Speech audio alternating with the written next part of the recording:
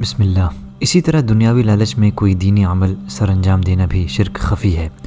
جیسے کوئی شخص صرف مال و دولت کے لیے حج کرتا ہو، اذان دیتا ہو، یا لوگوں کی امامت کرتا ہو، علوم شرعیہ حاصل کرتا ہو، یا جہاد فی سبیل اللہ کرتا ہو۔ ایسے لوگوں کے سلسلے میں رسول اللہ صلی اللہ علیہ وسلم نے فرمایا، ہلاک ہوا دینار کا بندہ، ہلاک ہوا درہم کا بندہ، ہلاک ہوا کپڑے کا بندہ، ہلاک ہوا کالی چادر کا بندہ، ہلاک ہوا مخملی چادر کا بندہ۔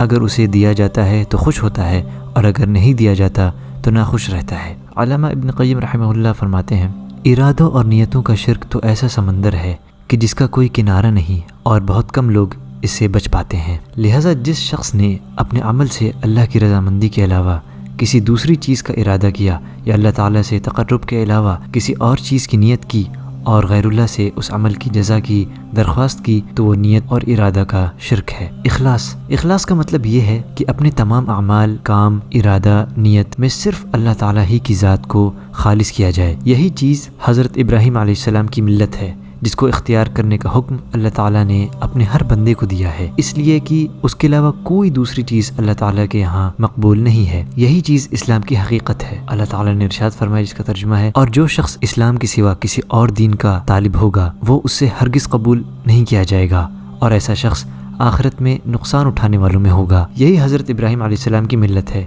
لہٰذا جو بھی اس سے اعراض کرے گا وہ دنیا کا سب سے بڑا خسارہ پانے والا ہوگا۔ شرک اکبر اور اصغر میں فرق۔ اوپر بتائی ہوئی باتوں سے یہ چیز صاف طور پر واضح ہو گئی کہ شرک اکبر اور شرک اصغر کے درمیان بڑا فرق ہے۔ جیسے شرک اکبر سے ایک مسلمان ملت اسلام سے خارج ہو جاتا ہے، اور شرک اصغر سے ملت اسلام سے خارج نہیں ہوتا۔ اگر وہ جہنم میں گیا بھی تو زیادہ دن نہیں رکھا جائے گا۔ شرک اکبر تمام اعمال کو ختم کر دیتا ہے، اور شرک اصغر تمام اعمال کو برباد نہیں کرتا۔ شرک اکبر مشرک کے مال اور دولت کو حلال قرار دیتا ہے، جبکہ شرک اصغر میں ایسا نہیں ہے۔ اب ہم کفر اور اس کے اقسام کے بارے میں جانتے ہیں۔ کفر کیا ہے؟ لغوی اعتبار سے کفر کے معنی ڈھانپنے اور چھپانے کے ہیں، اور شرعی اصطلاح میں ایمان کی اپوزٹ چیز کو کفر کہتے ہیں۔ یعنی اللہ اور اس کے رسولوں پر ایمان نہ لانے کو کفر کہا جاتا ہے، چاہے اس میں تکذیب یعنی جھٹلانا پائی جائے یا نہ پائی جائے، اس سے کوئی فرق نہیں پڑتا، بلکہ شک اور شبہ، انکار اور جلن، تکبر اور خواہشات نفس کی پیروی وغیرہ سے بھی اس حکم میں کوئی فرق نہیں پڑتا، اگرچہ جھٹلانے والا سب سے بڑا کافر ہے۔ اسی زمرے میں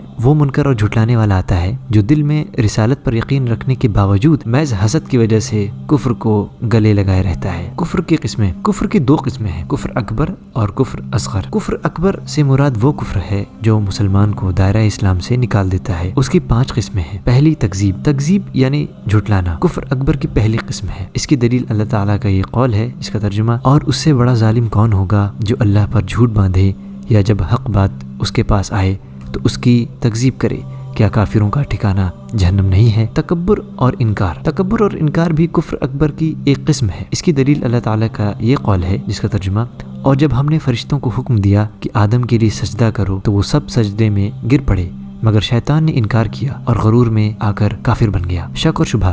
کفر اکبر کی ایک قسم شک اور شبہ ہے، اسے کفر ظن یعنی گمان بھی کہا جاتا ہے۔ اس کی دلیل یہ فرمان الہی ہے، جس کا ترجمہ، اور وہ اپنی جان پر ستم ڈھاتا ہوا اپنے باغ میں داخل ہوا، کہنے لگا، میں نہیں سمجھتا کہ یہ باغ کبھی بھی تباہ ہوگا، اور میرا خیال یہ ہے کہ قیامت کبھی نہیں آئے گی، اور اگر کبھی مجھے اپنے رب کے پاس واپس بھیجا بھی گیا تب بھی مجھے یقین ہے کہ مجھے اس سے بھی اچھی جگہ ملے گی۔ اس کے ساتھی نے اس سے باتیں کرتے ہوئے کہا، کیا تم اس ذات کے ساتھ کفر کا معاملہ کر رہے ہو جس نے تمہیں مٹی سے اور پھر نطفے سے پیدا کیا، پھر تمہیں ایک بھلا چنگا انسان بنا دیا؟ جہاں تک میرا تعلق ہے میں تو یہ عقیدہ رکھتا ہوں کہ اللہ میرا پروردگار ہے، اور میں اپنے پروردگار کے ساتھ کسی کو شریک نہیں مانتا۔ اعراض۔ حق بات سے اعراض کرنا بھی کفر اکبر ہی میں داخل ہے۔ اس کی دلیل یہ ارشاد باری تعالیٰ ہے، جس کا ترجمہ، اور کافروں کو جس چیز کی نصیحت کی جاتی ہے اس سے منہ پھیر لیتے ہیں۔ نفاق۔